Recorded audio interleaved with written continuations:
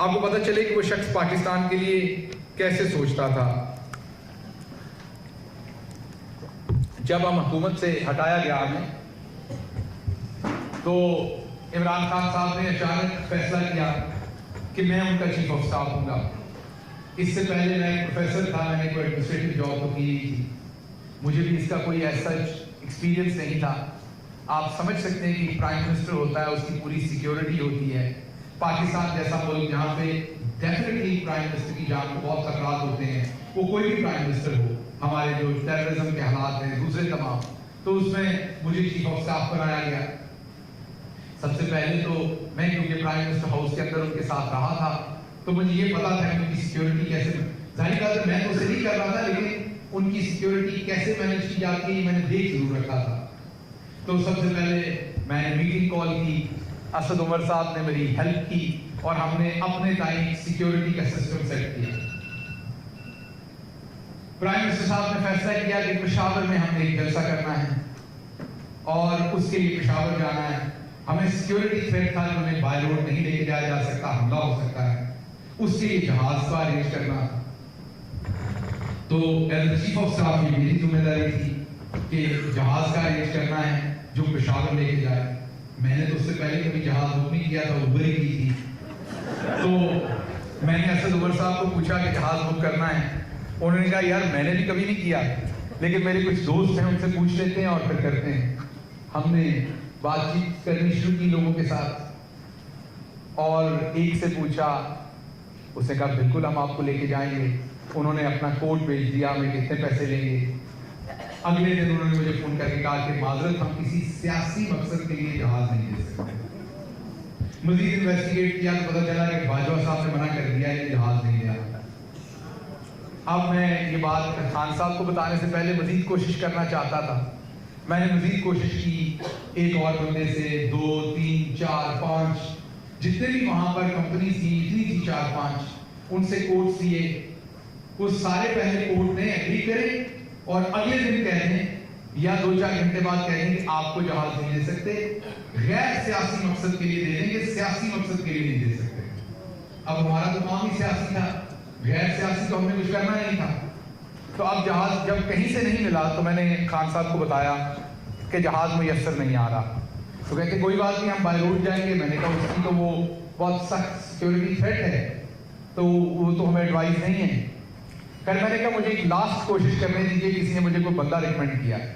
तो मुझे कनाडा के अंदर एक पाकिस्तानी का नंबर दिया गया, जो पाकिस्तान के अंदर जो अमेरिका से यूरोप से लोग जाके वहाँ जहाज डिफरेंट ऑर्गेनाइजेशन बुक करती हैं, UN हो या और कोई ऐसी ऑर्गेनाइजेशन, उनके लिए करते थे। उनको मैंने फोन किया तो लकीली वो PTI के निकल आया।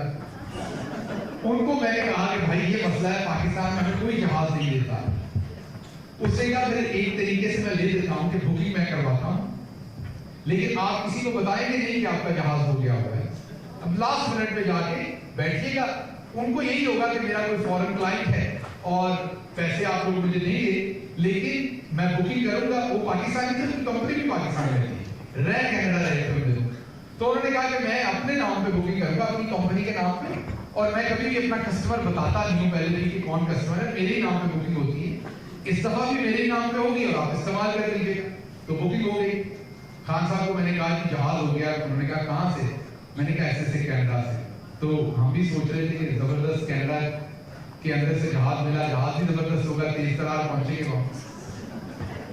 अब हमने एयरपोर्ट पहुंचना था।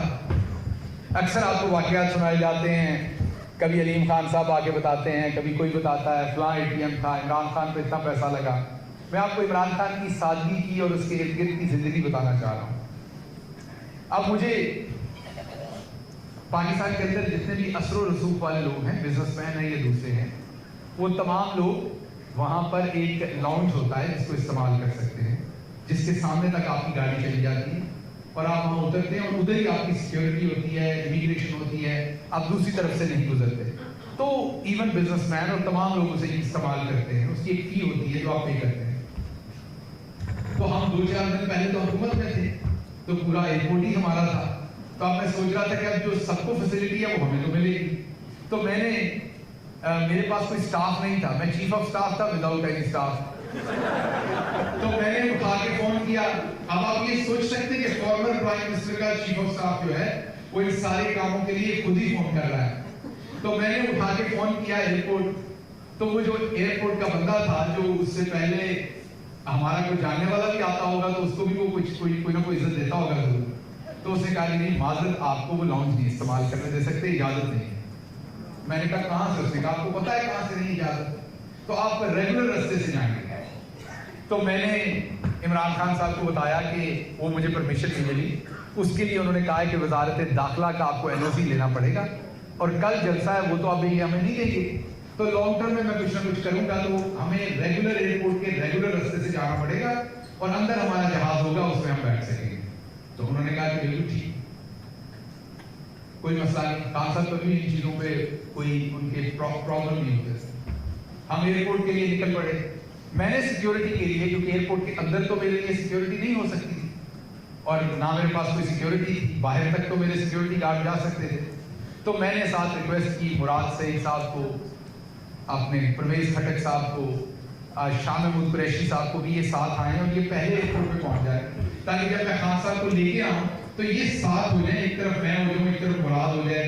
शासन को हम 4-5 लोगों ने पब्लिक में से गुजार के ले जाए, क्योंकि लोग मोहब्बत करते हैं, तस्वीरें लेना चाहते हैं, उसी चक्कर में फिर लोग धक्के देते हैं, कपड़े खींचते हैं और कोई उसमें शर्पसंद भी हो सकता है, कोई सिक्योरिटी का लैप्स। तो चले कम से कम एयरपोर्ट की हदूद के अंदर जहां गार्ड्स को नहीं जाने देना, वहां ये लोग सिक्योरिटी कर लेंगे। तो ये लोग पहले पहुंच गया। मैं जैसे ही हम एयरपोर्ट के करीब पहुंचे तो हमारी जो बुलेट प्रूफ गाड़ी थी वो बंद हो गई। एयरपोर्ट का गेट सामने नजर आ रहा है थोड़ी दूर, तो गाड़ी बंद हो गई। अब खान साहब जो है वो थोड़ी जल्दबाजी है उनकी तबीयत में, रुकते नहीं। तो ये सबसे बड़ा challenge as chief of staff होता है, उनको रोकने का किसी काम से पहले। तो अब सिक्योरिटी का बहुत प्रॉब्लम था, तो मैंने उनसे पहली बात कही कि आपने नहीं उतरना, क्योंकि हो सकता है, अब मैं पूरी तरह ड्राइवर पे भी ट्रस्ट नहीं कर सकता था कि हो सकता है उसने जान की गाड़ी वहां बंद कर दी हो। मैं तो इसी तरह से सोचूंगा उस टाइम कि हो सकता है जानबूझ के गाड़ी बंद की हो ताकि हम वहां से निकले। सामने जो एयरपोर्ट है, हम चल के जाने के लिए, और खान साहब की तो आदत है, वो पैदल चल पड़ते हैं, तो कोई स्नाइपर बैठा और वो एम करे उनके ऊपर। तो मैंने उन्हें कहा कि आपने बाहर निकलना है, क्योंकि उन्होंने बड़ा रेजिस्ट किया कि ये सामने मैं पैदल जाता हूँ। मैंने कहा नहीं, seem something too fishy for me. तो मैं बाहर निकला, देखा और कोई गाड़ी हमारे पास बुलेट प्रूफ नहीं थी। खैर उस ड्राइवर को मैंने कहा यार दोबारा ट्राई कर, उसने 1-2 दफा स्टार्ट करने की कोशिश की, गाड़ी स्टार्ट हो गई। हम उस गाड़ी पे एयरपोर्ट के सामने पहुंच गए, खान साहब को उतारा। जैसे ही पब्लिक ने उनको देखा, पब्लिक जाहिर बात है मोहब्बत करती है, उनसे लिपट पड़ी। बड़ी मुश्किल से हम 4-5 लोगों ने निकाल के नॉर्मल पब्लिक के कॉरिडोर से पीछे लेके गए जहां पर फ्लाइट होनी थी, जहाज होना था। जब हम बिल्डिंग से निकले तो जिंदगी में मैं कभी परेशान नहीं हुआ, शायद जब मुझे मार पड़ रही थी तब भी परेशान नहीं हुआ। वो मोमेंट बड़ा परेशानी का था।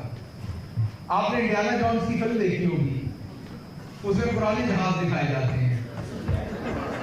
एक उसी तरह का जहाज सामने खड़ा था, उसके ऊपर कहीं पर पेंट सलामत नहीं था कहीं। अच्छा, तो खान साहब ने, मैं उनके यहाँ राइट पर चल रहा था पीछे साथ ही, तो उन्होंने मुझे इस तरफ मुंह करके कहा, क्योंकि वहां और भी प्राइवेट जहाज खड़े हुए थे, तो उन्होंने बीच में सबसे देख के कहा वो पुराने वाले ने हमें लेके जाना है। तो मैंने कहा आपको कैसे पता चला है? तो कहते हैं आजकल जो कुछ हो रहा है वो नए वालों में तो हम नहीं जा सकते, इसी में जाएंगे। तो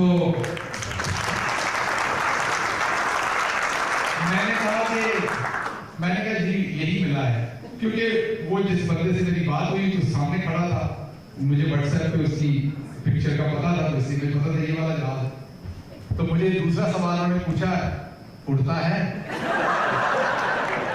तो मैंने कहा आई डोंट नो, पता लगेगा बैठ के। तो उन्होंने मुझे बिल्कुल नहीं डांटा कि इसमें क्या किया है, क्या स्टुपिडिटी की है और क्यों किया है और कहां से लिया। खैर उस जहाज में हम बैठ गए। अब जहाज के अंदर भी बहुत ही खूबसूरत सीन थे, कालीन शालीन कुछ नहीं था, उसके अंदर लोहे के मेटल से वो सीटें कसी हुई थी, पुराना था जैसे कहीं बकरे शकरे सप्लाई होते हैं उस जहाज में। बैठ गए हम। अब जब हम बैठे तो जहाज स्टार्ट हुआ, तो स्टार्ट ऐसे हुआ जैसे कोई बुजुर्ग खांसी करता है। पूरा जहाज लड़क के रह गया कि उधर खड़ा ही टूट जाएगा। और वो स्टार्ट हुआ तो खान साहब अपनी तस्वीर पढ़ रहे थे, तो परवेज खटक साहब ने बड़े गुस्से से मुझे देख के कहा, मुझे लगता है तुमको बैरूनी एजेंट हो और हम सबको मारने लाएंगे। तो खैर वो जहाज भागना शुरू हुआ। यकीन कीजिए जब वो भाग रहा था तो ऐसे लग रहा था मैं मुगालता नहीं कर रहा कि उसका ये वाला विंग टूट जाएगा, ये टूट जाएगा या वो दरमियान से टूट जाएगा। ये बिल्कुल तवक्को नहीं थी कि वो हवा में जा सकेगा। तो खैर वो भागा और भागने के थोड़ी देर के बाद वो प्रोपेलर था पंखों वाला, तो वो भाग के जनाब को जैसी हवा में गया तो खान साहब ने मेरी तरफ देख के कहा, गुड जॉब, उड़ता है। उनकी सेंस ऑफ ह्यूमर बहुत अच्छी है। तो जहाज उड़ पड़ा।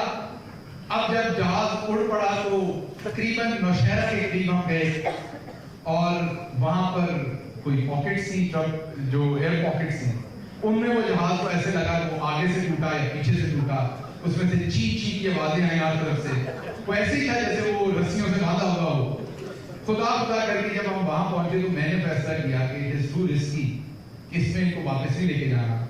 तो मैंने वहां पर हमारे चीफ मिनिस्टर थे तब तक, महमूद खान साहब, जो अब लूटे हो गए हैं, तो मैंने उनको कहा कि मुझे आपकी गाड़ी और आपकी सिक्योरिटी की गाड़ी और आपकी बुलेट प्रूफ गाड़ी चाहिए होगी। अब मजबूरन मुझे खान साहब को इसी पे वापस लेके जाना पड़ेगा। उन्होंने कहा ठीक है। अब जब मैं उन्हें ये कह रहा था तो खान साहब ने ये बात सुन ली, तो उन्होंने कहा कि नहीं, अल्लाह हमारे साथ है, ये हमें ले आया, इसी पे हम वापस जाएंगे।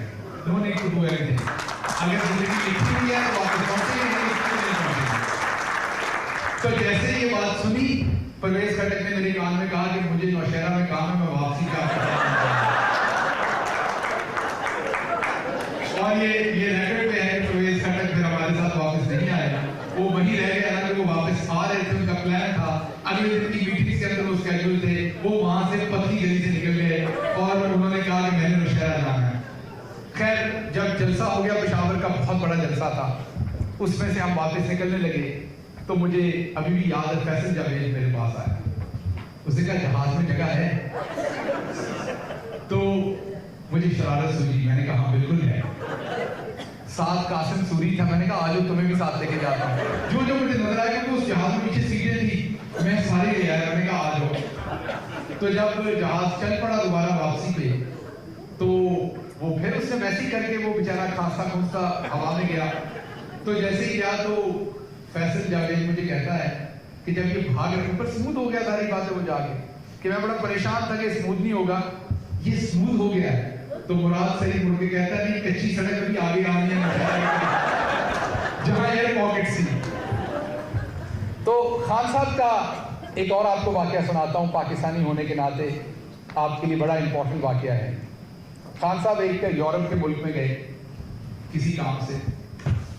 उन्होंने अपने साथ सिर्फ नॉर्मली जब प्राइम मिनिस्टर जाता है तो उनकी मिनिमम जो उनके साथ स्टाफ जाता है वो कम से कम भी उनका जो जाती एडीसी होता है, उनका मिलिट्री सेक्रेटरी होता है, दूसरे लोग 15-16 लोग मिनिमम होते हैं, बिकॉज बहुत सारे ऑपरेशन होते हैं। वो सिर्फ अपने एक एडीसी को लेके गए, सिर्फ एक एडीसी को लेके गए उस जगह पर। और जो कमरा होटल में उन्होंने लिया वो इस तरह का लिया कि बेडरूम में वो सोएंगे और जो साथ लिविंग एरिया है उसके सोफे के ऊपर एडीसी सोएगा, ताकि आपके पैसे बचे, आपके मुल्क के पैसे बचे।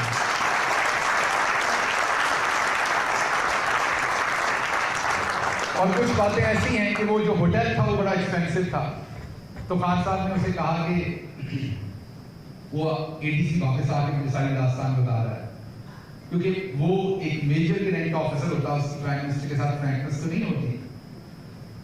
तो वो आके मुझे बता रहे हैं कि सर मैं वहां पे बहुत फंस गया था मेरे साथ, तो मैंने आपको बड़ा मिस किया, आप होते तो चले हमारे हिस्से की डांट आप खाते, तो मुझे लगा कि एक्सपोज हो गए, बिल्कुल ही काम बढ़ा। मैंने कहा क्या हुआ?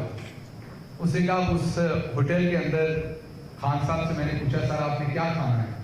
तो उन्होंने कहा कि जो सबसे सस्ती चीज है वो ऑर्डर करना। ये मुल्क आपके का प्राइम मिनिस्टर कह रहा है कि जो सबसे सस्ती चीज है वो ऑर्डर करना।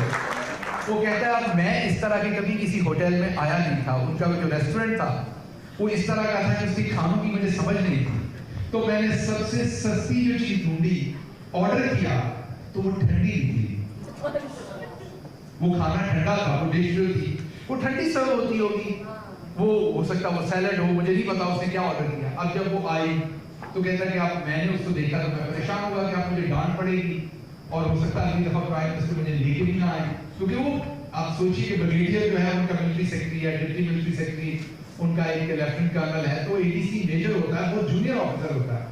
तो कहता है कि मैं डरते डरते खान साहब के पास गया कि मैं एक ही हर जगह के ऐसे वाकयात हैं, लेकिन मैं ये आपको एक ही जगह के 3 वाकयात सुना रहा हूँ इमरान खान के।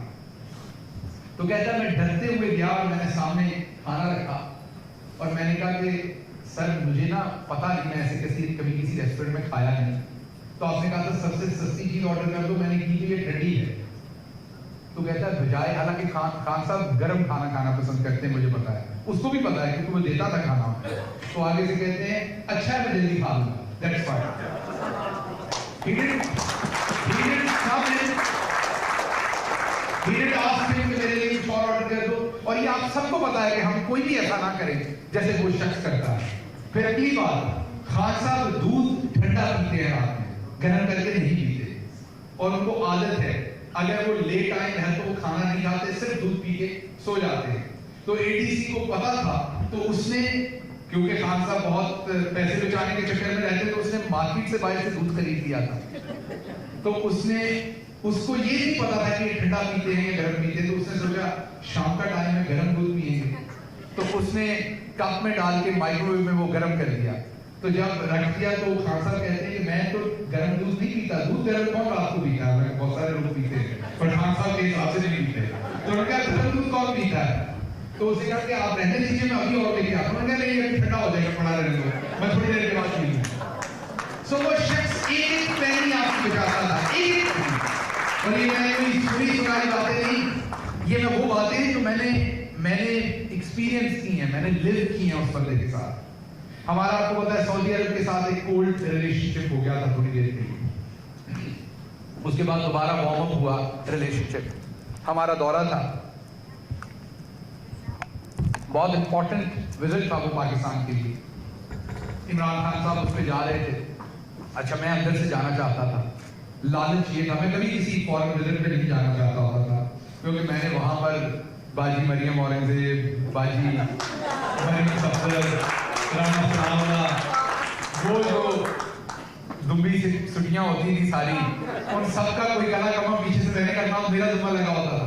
तो अगर मैं वो मोर्चा छोड़ दूंगा तो वो तो अपना काम जाए, तो मेरी बारी नहीं आती थी, मैं ना जाना चाहता होता, तो मेरा काम भी ऐसा नहीं था, और ना मेरी और प्राइम मिनिस्टर की जो अंडरस्टैंडिंग थी काम की, उसमें वो फिट आता था।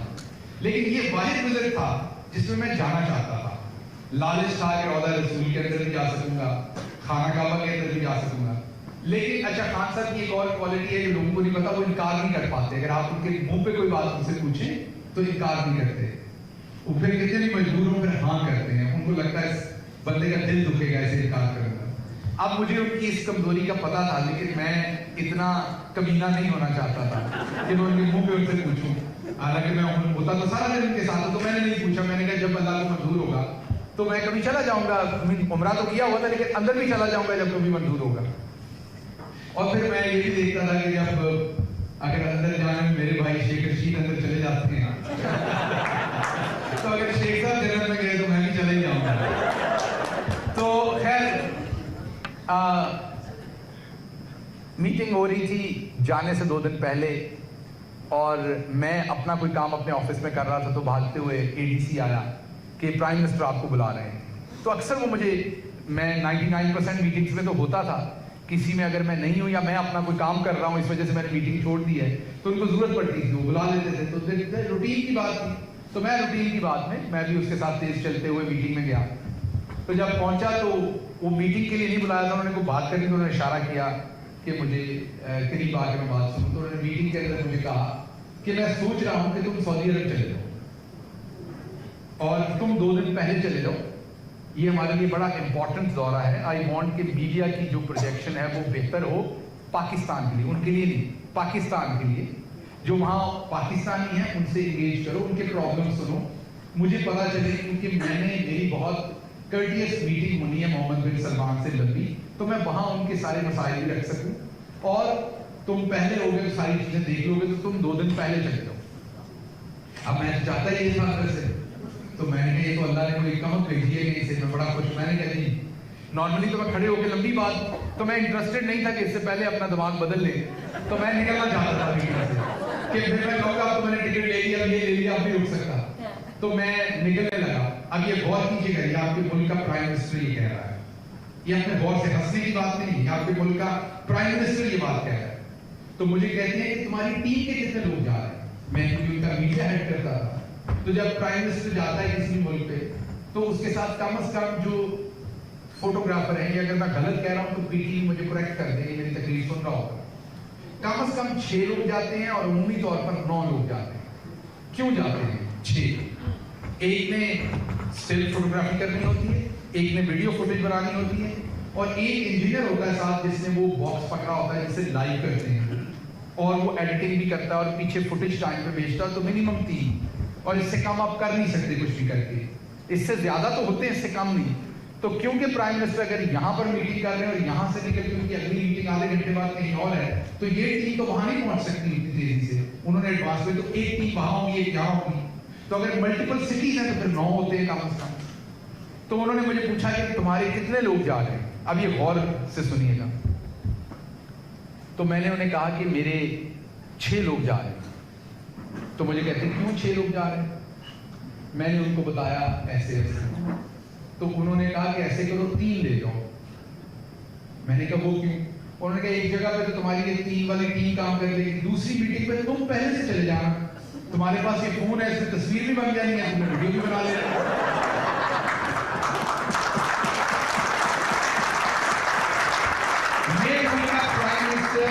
मुझे कह रहा है कि 3 बंदे रोक लो ताकि फॉरेन ट्रिप के ऊपर पैसा खर्च ज्यादा ना हो।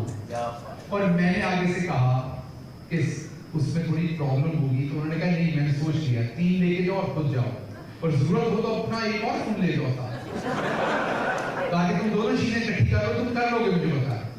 अच्छा, सो अभी मैं वापस उनसे ये बात होकर मैं वापस पलटा, दरवाजे में पहुंचा और फिर पीछे से आवाज दी, और इस वक्त वो अभी भी वो सारे ब्यूरोक्रेट जिंदा हैं, उस मीटिंग में वो सारे बैठे हुए थे, और ये वाली बात, पहली वो बात मेरे कान में कर रहे थे, आराम से कर रहे थे, शायद दूसरे लोग ना सुन रहे हो, लेकिन ये आवाज उन्होंने बावजह बुलंद की मुझे जब पीछे से पुकारा और मैं मुड़ के, और उन्होंने कहा कि हाँ make sure you by your own ticket.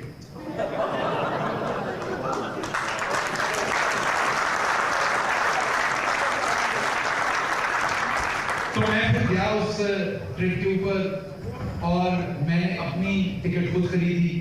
उस जहाज के अंदर जारी बात PIA का जहाज था, उसके अंदर सिक्योरिटी के लोग भी जा रहे थे। एक ही पॉलिटिकल, आजकल कहा जाता है कि पॉलिटिकल लोग बहुत ही बददियानत होते हैं, उसमें एक ही पॉलिटिकल आदमी था, वो मैं था, और वो वाहिद शख्स था जो अपनी टिकट लेके अपने मुल्क की खिदमत करने के लिए सऊदी अरेबिया जा रहा था, क्योंकि उसका लीडर था।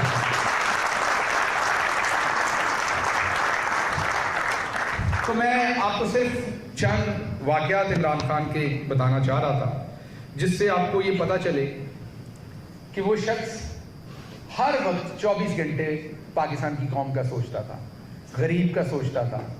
उसको हमेशा ये होता था कि इस काम के करने से गरीब आदमी हमारे बारे में क्या सोचेगा। बहुत सारे लोग उनको आगे से कहते थे कि इससे क्या बचेगा। मैं आपको एक और एग्जाम्पल दे देता हूँ। प्राइम मिनिस्टर अफगानिस्तान के, उनके लिए $500 का फोन खरीदा गया, तकरीबन $500 बनते होंगे, उधर तो ₹5 में खरीदा गया बाकी। और वो फोन क्यों खरीदा गया?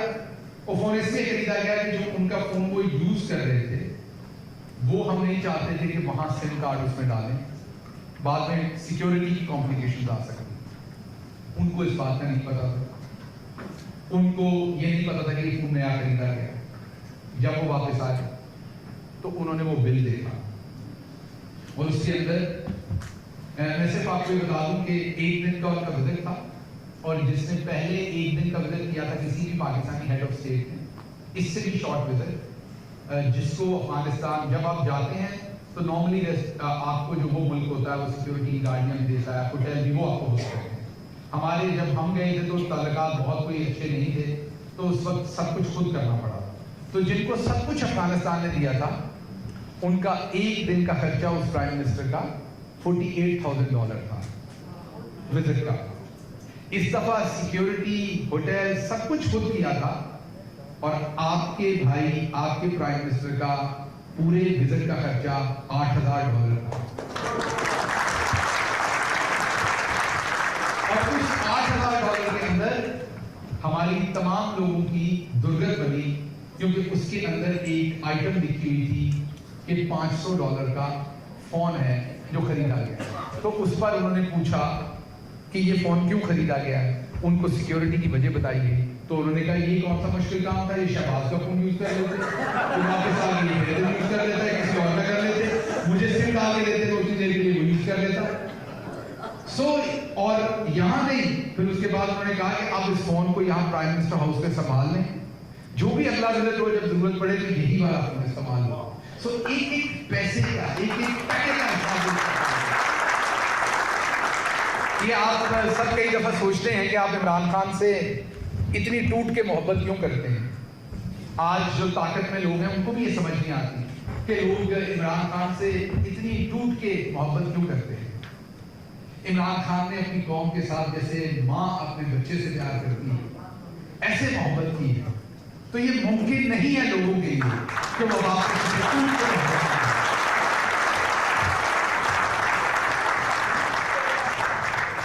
अब आगे कैसे बढ़ना है? आप अक्सर मुझसे सवाल पूछते हैं आगे क्या होगा। इमरान खान तो इस टाइम जिंदान में पड़ा है। इमरान खान के ऊपर तो वो जुल्म किया जा रहा है जो शायद पाकिस्तान में किसी कैबिनेट में भी नहीं हुआ। उसको जिस बदतरीन हालात के अंदर रखा जा रहा है, कोशिश सिर्फ ये है कि वो किसी तरह से टूट जाए और वो ये कहे कि मुझे बाहर भेज दें किसी न किसी तरह से। कोशिश सिर्फ ये है, लेकिन बात असल में ये है कि इमरान खान टूटने वाला नहीं है किसी सूरत में। मैं आपको बता देता हूं,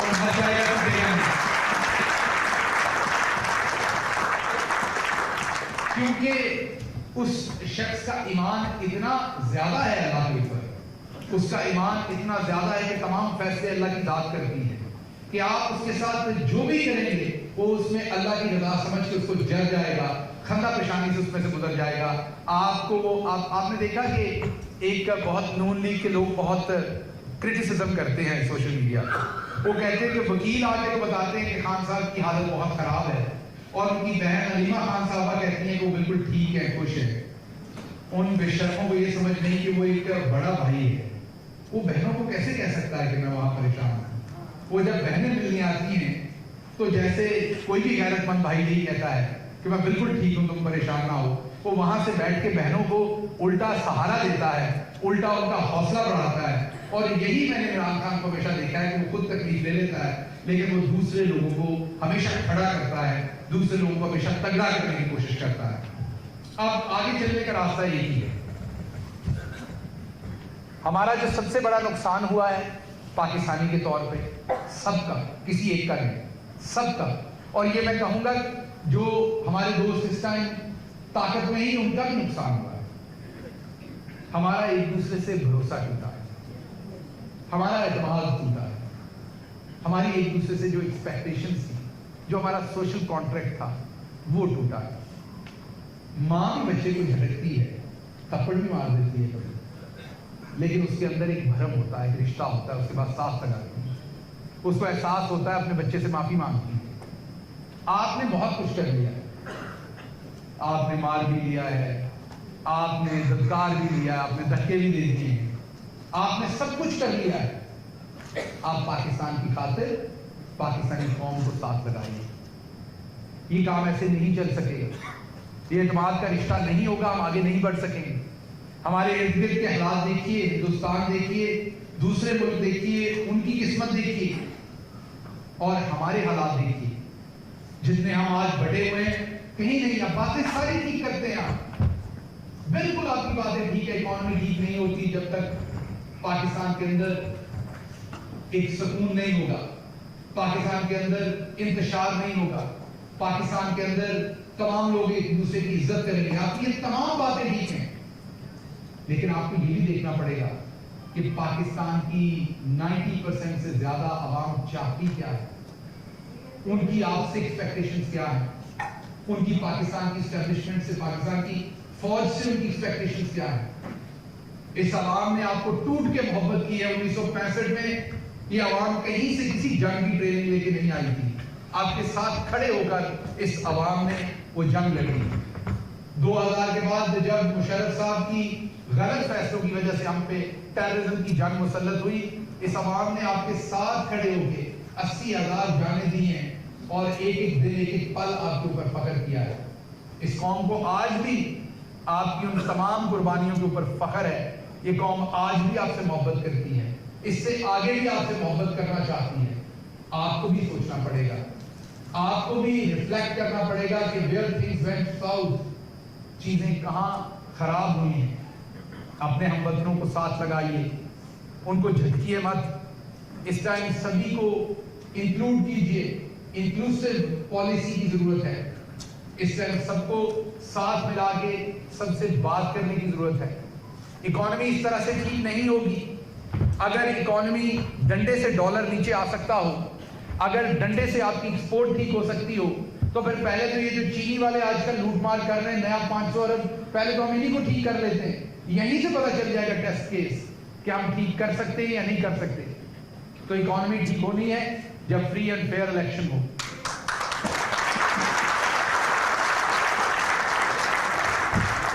अभी मैं यहां आया था, मुझे किसी ने अपना तारुफ करवाया, मेरा ख्याल इन्होंने तारुफ करवाया, ये पीछे बैठे हैं। इन्होंने मुझे बड़े फख्र से एक बात बताई, हाथ मिलाया और बड़े फख्र से एक बात बताई। ये मेरी आंखों में देख के मुझे कह रहे थे कि मैं अभी पाकिस्तान गया था और अल्लाह का शुक्र है खैर खैरियत से वापस आ गया। आप सोचिए कि कितनी तकलीफ की बात है। एक लम्हे के लिए सोचिए, कभी कोई अपनी मां की आगोश में जाते हुए भी इतना डरता है। पाकिस्तान हमारी मां है, हम ओवरसीज पाकिस्तानी उस मट्टी के अंदर गुंदे हुए हैं। हमारे बुजुर्गों की कब्रें वहां हैं, हमारी बचपन की यादें वहां हैं, हमारा सब कुछ, हमारी जुबान, हमारा कल्चर, हमारा सब कुछ वहां है। और आज हमारे लोग इतना डर गए हैं कि वो वहां जाते हुए डरते हैं। आप में से कितने लोगों से लोग पूछते हैं कि हम पाकिस्तान जाएं, आप अक्सर हंस के उड़ा देते हैं। लेकिन ये जरा सोचिए कितनी तकलीफ की बात है। इस बात के एहसास को सोचिए कि कभी कोई बच्चा मां के पास जाते हुए भी डरता है, जहां पर हमें पनाह मिलनी चाहिए। यकीन कीजिए अमेरिका में होता था, 14-15 साल यहां पढ़ाया, जैसे ही पाकिस्तान में पांव रखता था लगता था कि वहां आ गया हूं जहां मैं फर्स्ट क्लास हूं। कभी लेकिन अब जब मैं वहां से निकल रहा था, बहुत सारे लोग पूछते हैं कि आप कैसे निकले। किसी दिन दास्तान लंबी सुनाऊंगा, पूरी दास्तान सुनाऊंगा। मैं जब वहां से निकला तो तकरीबन 16 या 17 लोगों को सस्पेंड कर दिया गया उस एयरपोर्ट के ऊपर जितने भी थे। और एक ही बात बताता हूं मैं कैसे निकला, इतनी बात करूंगा सिर्फ कि हाई कोर्ट ने 3 दफा फैसला दिया कि इसको जाने दो। Chief justice Lahore high court ने 3 दफा फैसला दिया। जब मैं एयरपोर्ट जाता था पुलिस से गाली जाती थी, मुझे निकलने नहीं दिया जाता था। 3 दफा मुझे वहां पर गिरफ्तार करने की कोशिश की। हुकूमत में रहा था, इसकी वजह को टिप कर देता था पहले और मैं बच जाता था। मेरे मुगला को एक दिन गिरफ्तार कर लिया एयरपोर्ट की हदूद के अंदर। खैर हमने वो वीडियो बना ली, वीडियो बना के अगले दिन कोर्ट में प्रेजेंट की। कोर्ट ने फिर बड़े गुस्से में तीसरी दफा ऑर्डर दिया तो मेरे वकीलों ने कहा कि निकल जाए।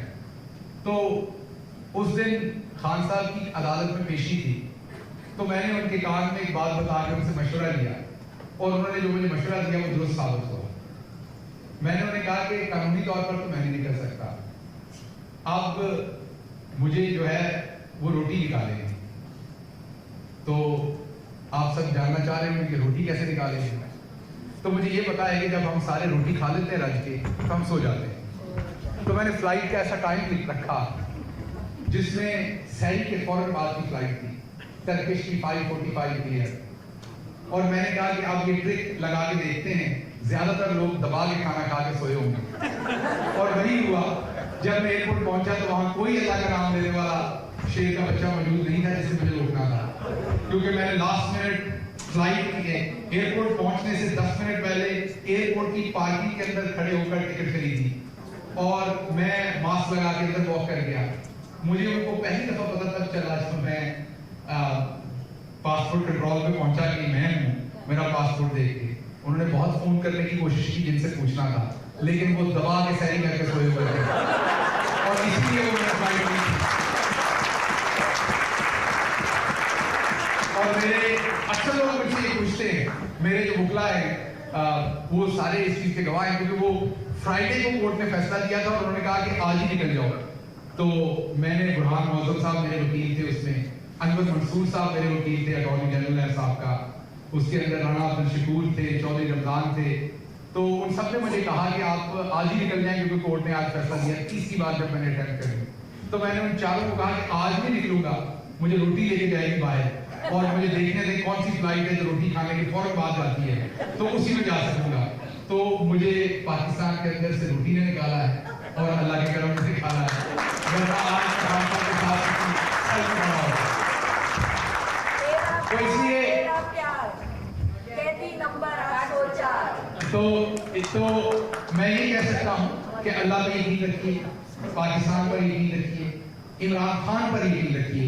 इंशाअल्लाह अल्लाह कोई ना कोई हमारे लिए बेहतर सा जवाब क्रिएट करेगा जो हमारे मुल्क के लिए भी बेहतर होगा, हम सब के लिए होगा। अक्सर आप पूछते रहते हैं कि आप लोग क्या करें, ओवरसीज पाकिस्तानी क्या करें, तो मैं हर जगह जहां भी जाता हूं मैं 3-4 चीजें ओवरसीज पाकिस्तानी को कहता हूं। एक तो बददिल नहीं होना, फ्रस्ट्रेट नहीं होना।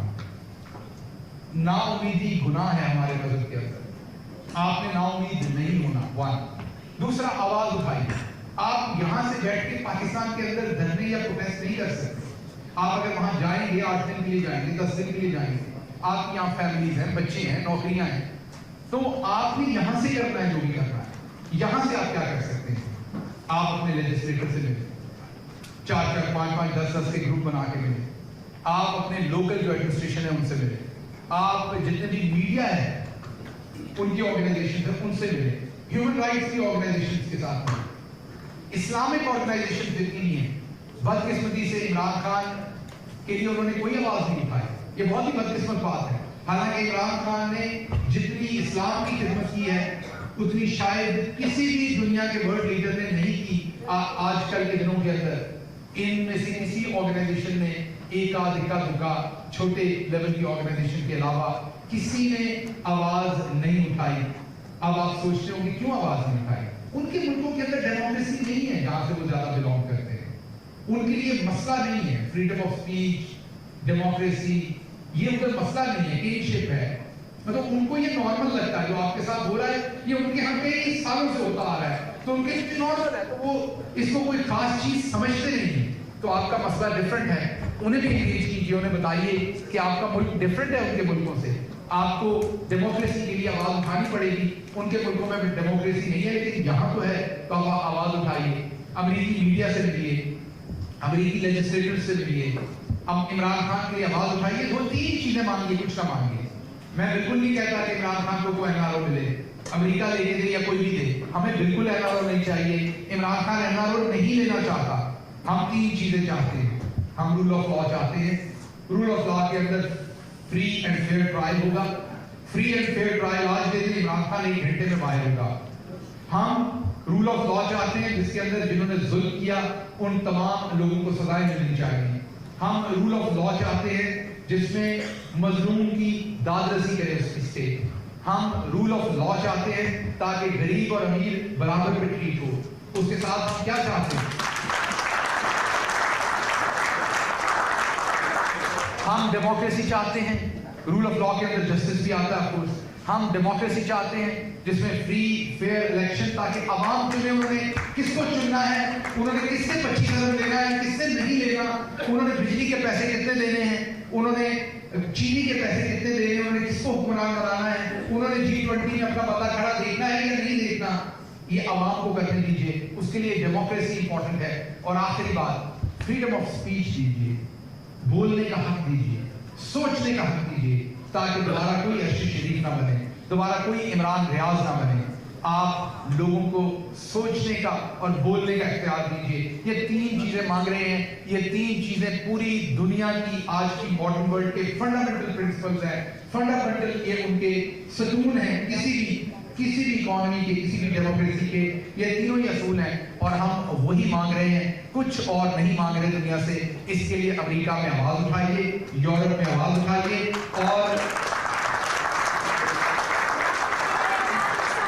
आखिरी बात करके आपसे इजाजत दूंगा कि 17 तारीख को 17 सितंबर वॉशिंगटन डीसी में दोपहर के बाद दोपहर के टाइम तकरीबन व्हाइट हाउस के सामने पूरे पाकिस्तान से पाकिस्तानी इकट्ठे हो रहे हैं, एक मुजाहरा करने जा रहे हैं। आज इमरान खान के हक में एक पुरअमन पीसफुल प्रोटेस्ट होगा। पर्पज ये है कि पूरी दुनिया की तवज्जो लाएं कि जो इमरान खान के साथ हो रहा है, जिस तरीके से उसको प्रोसिक्यूट किया गया, उसके साथ जुल्म किया जा रहा है, वो बंद हो और उसको इंसाफ मिले।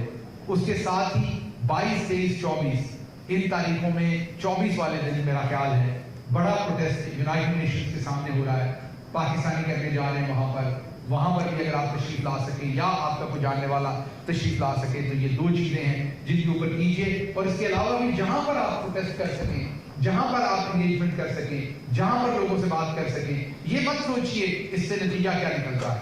आपकी जिम्मेदारी, कल डॉक्टर ताहिरा कह रही थी कि हमारी जिम्मेदारी आवाज बुलंद करना है, हमारी जिम्मेदारी ये नहीं है कि उस आवाज को बुलंद करने के बाद क्या हुआ है।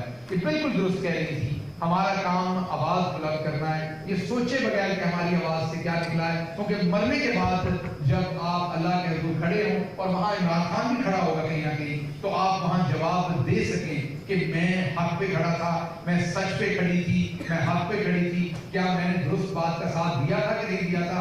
आगे दुरुस्त बात का क्या बनता है, उसका नतीजा क्या निकलता है, वो रब जाने और वो बात जाने, वो आपका लेना देना नहीं है। इसी के साथ एक दफा फिर मैं आपकी तमाम यहाँ की जितने भी लोग जिन्होंने सबको मुमकिन बनाया, खुसूसी तौर पर डॉक्टर ताहिरा बहुत देर से इंसिस्ट कर रही थी कि मैं यहाँ पर आऊँ और इन्होंने बहुत ही शानदार इन्होंने आप सबको इकट्ठा किया। आप सबसे मुझे मिलने का मौका मिला, मुझे आपसे मिलने का मौका मिला, आपको मेरे से मिलने का मौका मिला और हम किसी न किसी तरीके से हमने इमरान खान को याद किया, उसकी पाकिस्तान के लिए खिदमत को याद किया। आज ये ज़हन में रखिएगा कि वो जेल के अंदर भी बैठा, मैं आपको एक बात बता दूं, जिस इमरान खान को मैं जानता हूं, वो अपनी अगली हुकूमत का पॉलिसी मेकिंग कर रहा होगा, बैठा वो अपनी कैबिनेट कर रहा होगा, वो कह रहा होगा शहबाज बहुत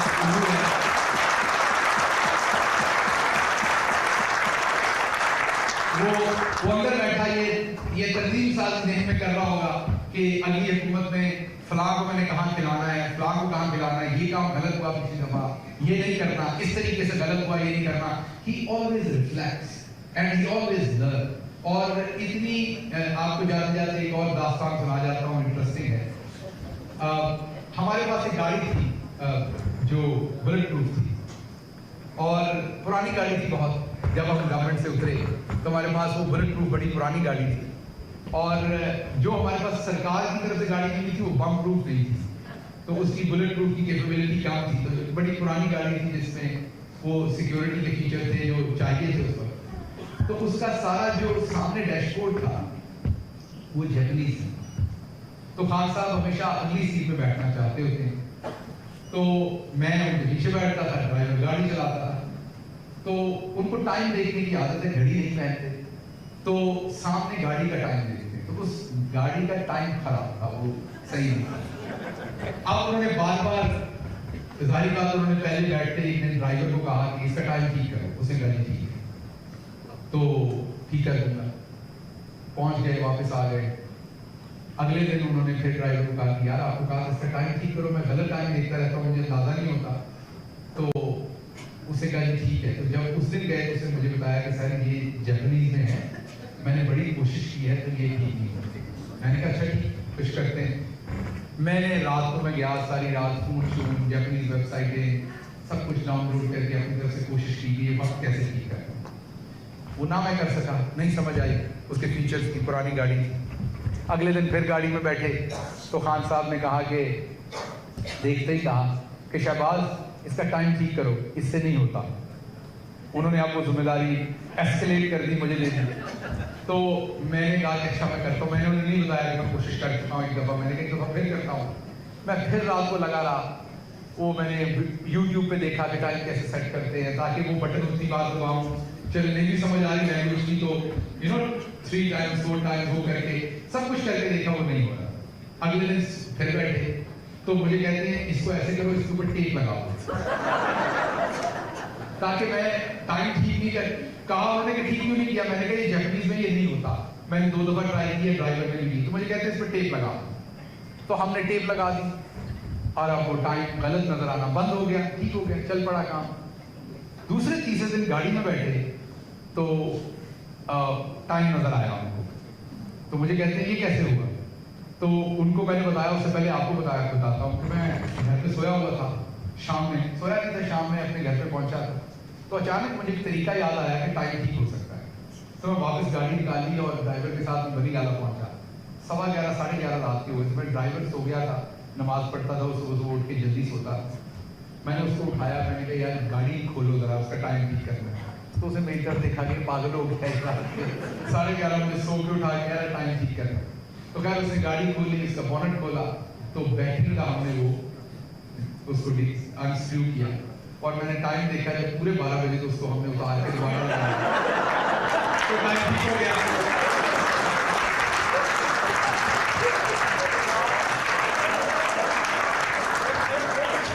तो खान साहब ने अगले दिन मुझे कहा कि ये कैसे हुआ है? मैंने जब वो उतारा तो मैंने उनको बताया, मैंने कहा ये और तो किसी तरीके से ठीक नहीं होता था। तो मुझे कहते हैं फिर इसका मतलब है कि अगली दफा हुकूमत आए तो पंजाब पुलिस तुम्हें ही दे दूं। वो इसी तरह से ठीक हो सकती है। तो बहरहाल कहने की बात ये है कि he loves you all. He's always worried about you. He always he feels very proud about overseas Pakistan. मैंने किसी शख्स को पाकिस्तान में ओवरसीज पाकिस्तानियों के ऊपर इतना गुमान करते नहीं देखा, गुरूर करते नहीं देखा। उनको आप पे फख्र नहीं बल्कि आप पे गुरूर है। उनको ऐसा लगता है कि जैसे पाकिस्तान के पास न्यूक्लियर आर्सेनल है, तो उनको आप लोग अपना न्यूक्लियर आर्सेनल लगते हैं पाकिस्तान में। वो इतना ज्यादा फख्र करते हैं। तो इंशाल्लाह ये मुश्किल वक्त है, कट जाएगा। सिर्फ मुझे जो इस टाइम तकलीफ है वो जो हमारी खवातीन जेल के अंदर है, इमरान खान की तो है ही है, लेकिन जो हमारी खवातीन, ये ना हमारी सकाफत है, ना हमारी तहजीब है, ना हमारी रवायात हैं। और मैं ताकतवरों से यही रिक्वेस्ट करूँगा कि खवातीन को जेल से निकलने दें। 100 दिन से ज़्यादा हो गए, उनके छोटे छोटे बच्चे हैं, उनकी फैमिलीज हैं, ऐसा नुकसान होगा जो उनकी ज़िंदगियों में कभी रिकवर नहीं हो सके। तो मेहरबानी करें, उन पर टच करें और हम पर टच करें खवातीन के लिहाज से। बाकी जो मर्द हजरात हैं, यहाँ इमरान खान है, उनके ऊपर तो चले जो जुल्म हो रहा है वो काटेंगे और जब अल्लाह मंजूर होगा उसमें से निकलेंगे, लेकिन खवातीन को इसमें से अलग करें। ये खवातीन और बच्चों के लिए ये हमारी रवायात नहीं है, इस पर मेहरबानी कीजिए। एक दफ़ा फिर मैं आप तमाम लोगों का बहुत शुक्रगुजार हूँ। मुझे पता है जब मैं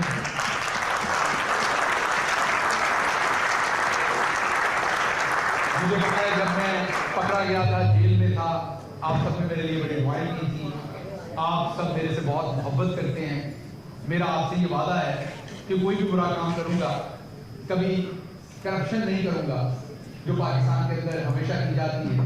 एक दफ़ा गुस्से में आके मैंने जज साहब को कहा था, जो मुझे बार बार बुलाते थे, वो वकीलों के पैसे देने पड़ते थे मुझे बार बार ट्रायल में। तो मैंने एक दिन उन्हें कहा कि जज साहब मिडिल क्लास से हूँ, इस दफ़ा माफी दे दे, करप्शन नहीं की, अगली दफ़ा ज़रूर करूँगा।